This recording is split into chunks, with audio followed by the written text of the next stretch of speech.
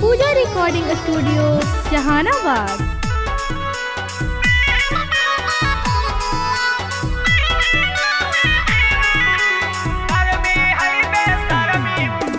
गर्मी है बेशर्मी पियवा रात भर सुतावा है।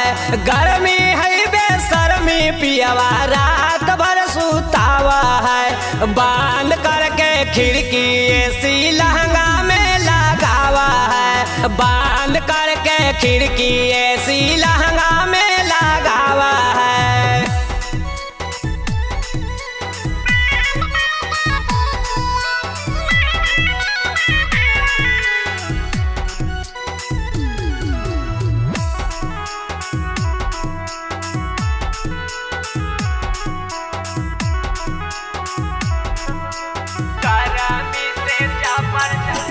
गरमी से चपर चपर कर है पसेना। ड्यूटी बिगाड़ जा है हम कई जबे ना। हे सखी गरमी से चपर चपर कर है पसेना। मेकअप बिगाड़ जा है हम कई जबे ना। रातिया में सुतिया निनिया अच्छा से आवा है। रातिया में सुतिया निंदिया अच्छा से आवा है। बाल करके खिड़की एसी लहंगा में लगावा है। बंद करके खिड़की एसी लहंगा में लगावा है। बंद करके खिड़की एसी लहंगा में लगावा है।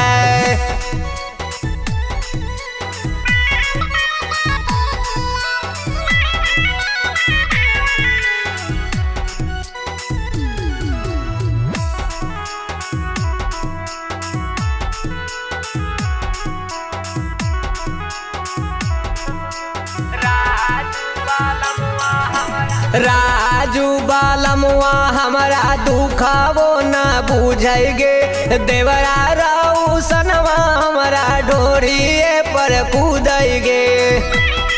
सखी राजू बालमुआ हमारा दुखावो न बुझेगे।